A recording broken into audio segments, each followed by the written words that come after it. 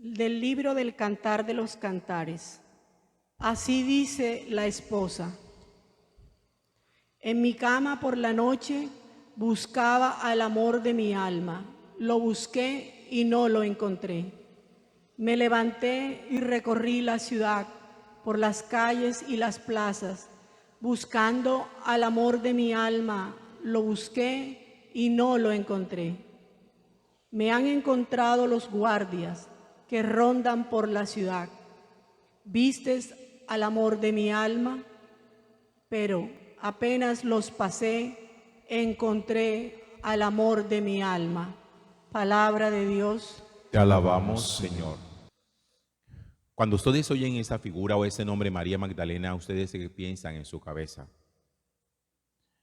¿Cuál es el conocimiento que ustedes tienen de esta mujer de la que nos habla a nosotros la Sagrada Escritura en varias oportunidades? Si alguno de ustedes es devoto de María Magdalena, ¿por qué lo es? ¿Qué busca en ella? ¿Qué ve en ella? ¿Qué creen que hay en ella de especial que uno pueda solicitar, implorar su intercesión delante de Jesús para obtener aquellas cosas, aquellos favores que en algún momento determinado uno necesita de parte de Dios?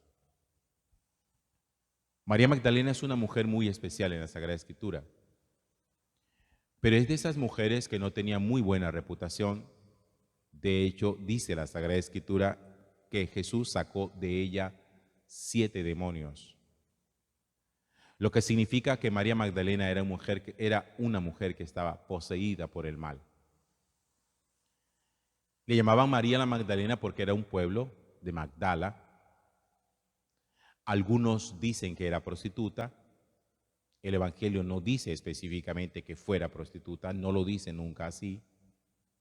Solamente dice que había sacado de ella Jesús 7 demonios.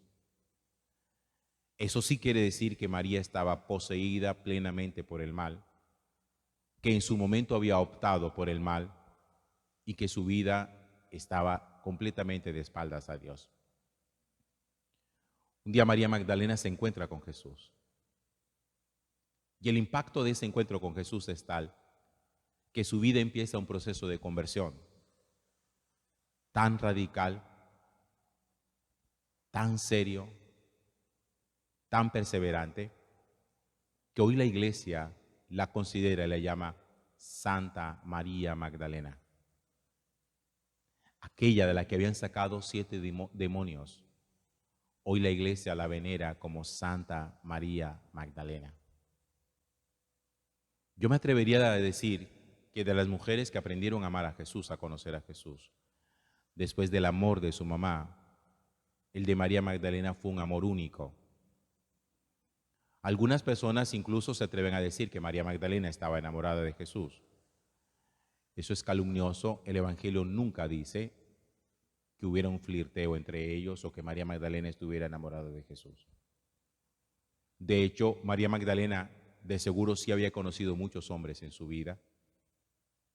Parece ser que era una mujer muy linda. Y al ser una mujer muy linda se convirtió en un objeto sexual, en un objeto de deseo para las personas que se le acercaban a ella. Y como estaba poseída por el mal, con esos 7 demonios que dice la palabra de Dios, parece ser que María Magdalena daba acceso o daba cabida a que los varones que se le acercaban la pudieran mirar sexualmente. Pero en ese encuentro con Jesús hubo de parte de él una mirada totalmente distinta, acostumbrada a que la miraran con deseo,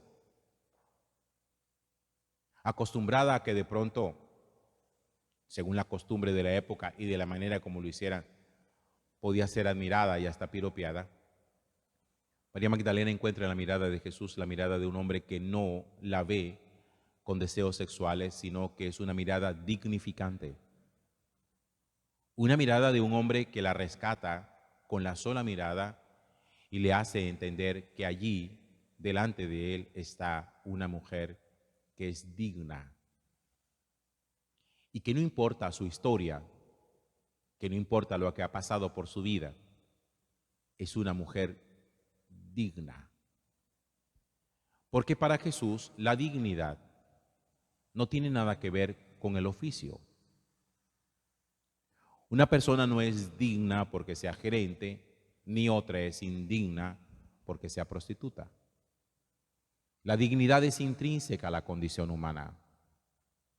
Todo ser humano, sin importar el oficio, es digno, posee dignidad. Lo que sucede es que esa mirada así nosotros todavía no la hemos comprendido, ni esa categorización la hemos entendido, porque nosotros sí amarramos la dignidad al oficio. Por eso consideramos que hay gente que es doctorísima y que hay otra gente que es sencillamente basura. Porque a veces pensamos, ¿en qué trabaja? ¿Cuánto ganará? Y dependiendo de su trabajo y de su salario calculado que uno calcula, uno categoriza a la gente y uno entonces piensa si la persona que está delante de nosotros merece respeto o no. Nosotros preguntamos mucho, ¿qué haces? Y no es lo mismo que alguien nos diga, yo trabajo en la AAA recogiendo basura, a que alguien nos diga, no, yo soy gerente o subgerente de tal corporación o de tal banco. Eso produce en nuestra cabeza una categorización que no está en la cabeza de Jesús.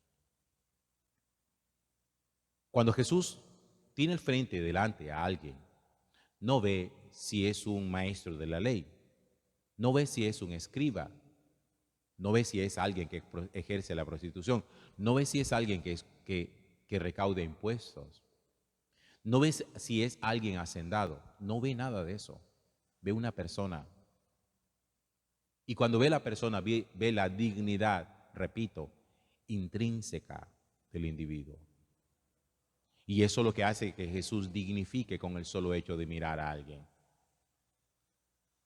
Para Jesús, alguien, aunque estuviera viviendo en medio de la basura, aunque estuviera durmiendo sobre la basura, es una persona digna.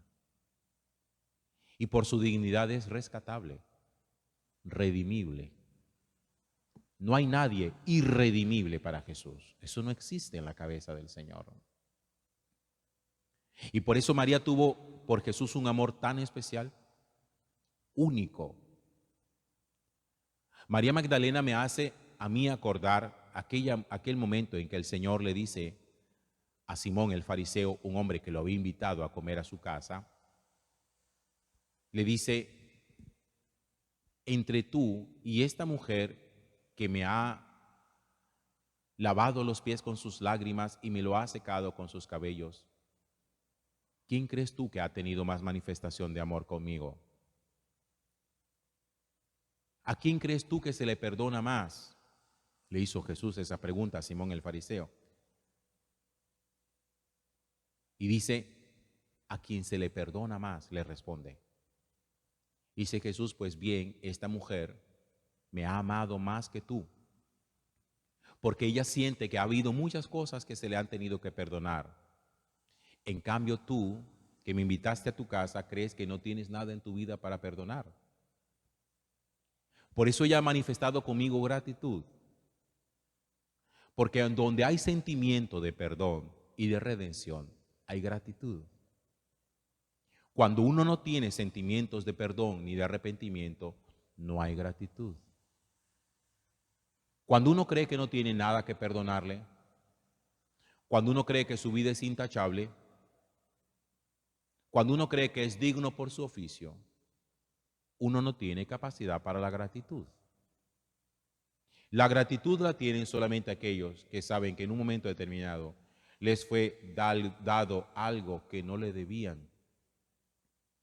Y María experimentó de parte de Jesús un perdón extraordinario, perfecto, una acogida en su corazón inquebrantable. Y por eso el amor inquebrantable de María. A mayor entendimiento de lo que significa el perdón y la redención, mayor es la capacidad para amar. ¿De dónde proviene entonces nuestro amor a Cristo? Esa es la pregunta. Nuestro amor a Jesús depende del sentimiento de perdón que usted haya tenido respecto a Él. En la medida en que usted se ha sentido perdonado, redimido, usted tiene gratitud. Y cuando tiene gratitud, aprende a amar. Cuando a los hijos se les da algo, los hijos no siempre son agradecidos, porque creen que eso se lo deben sus padres. Si me lo da es porque tiene que dármelo. Es que son mis papás y es su deber dármelos. Tienen que dármelo. En cambio, cuando usted hace algo por alguien con quien no tiene deudas, supóngase que usted algún día decide apadrinar, por colocar un ejemplo cualquiera, apadrinar el estudio de un niño, de un adolescente. Usted no tiene deudas con ese pelado. No es hijo suyo, no es nieto suyo, no es sobrino suyo, no es primo suyo, no es nada suyo. Ese pelado sabe que hay alguien que le está dando por gratuidad algo que no le debe. Y aprende a levantarse como una persona muy agradecida. En cambio, muchas veces, obviamente hay las excepciones, cuando a los hijos se les educa, no agradecen nada. Dice, es que tenían que hacerlo. Son mis papás. Ese era el deber de ellos. Así pasa frente a Jesús. Cuando uno tiene como delante de Jesús, como María Magdalena, el sentimiento de que yo no merecía eso, yo no merecía tanto amor, uno se deshace en lágrimas y en gratitud, y a partir de ese momento uno no se quiere separar de la persona que ha tenido para con nosotros tanto gesto de amor. Les puedo colocar un ejemplo todavía mucho más simple, más conocido, que a lo mejor les puede gustar más a ustedes. Cuando ustedes cogen a un perro callejero y le dan comida, ese perro instintivamente empieza a seguirles y les mueve la cola en señal de alegría y como de gratitud. Y cada vez que ese perro le ve, pareciera que se pone alegre, que se pone contento. Y usted le echa cada día un poquito de comida. El perro se apega a usted. Y llega el momento en que lo sigue, no se quiere desprender, y usted lo adopta.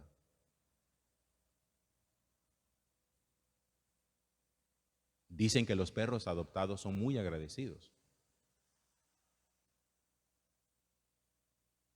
Pero claro, cuando uno no tiene sentimientos cuando uno no cree que necesita ser redimido de nada, cuando uno cree que a uno todo se lo deben, cuando uno cree que no tiene pecado, cuando se presenta delante de Jesús, ¿cómo se muestra uno?